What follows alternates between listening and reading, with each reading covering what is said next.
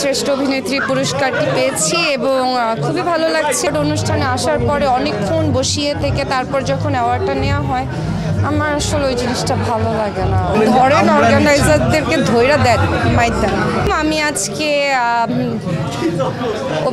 শ্রেষ্ঠ অভিনেত্রী পুরস্কারটি পেয়েছি এবং খুবই ভালো লাগছে। বরাবরই পুরস্কার পেলে প্রত্যেকটা মানুষের ভালো লাগে, আর আমরা আসলে অনেক কষ্ট করে কাজ করি। এই কাজের পরে যখন আসলে আমাদেরকে পুরস্কার দেওয়া হয় ওইটা আমাদেরকে আসলে অনেক আনন্দ দেয়, অনেক ভালো লাগে। আমি জানি না আমাকে বিষয়টা আমি জানি না। আমাকে এখানে আমার যে রাইটার মিলা, ও আমার ভাঙা সংসার গল্পটা লিখেছে।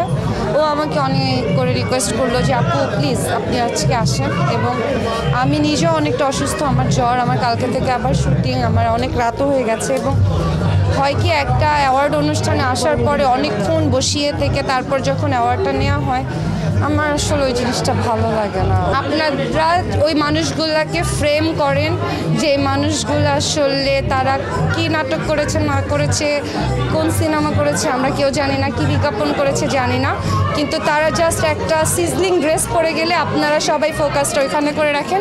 তো আসলে আপনাদের দোষ। ধরেন অর্গানাইজারদেরকে ধৈর্য দেন মাইতেন।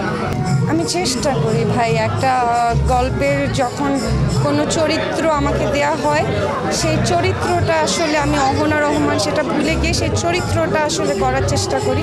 এই জন্য হয়তো দর্শকরা এত কানেক্ট করতে পারে এবং এত ভালোবাসা দিয়ে আমার নাটক দেখে। দেশে দেশে সবার সাথে দ্য নিউজ।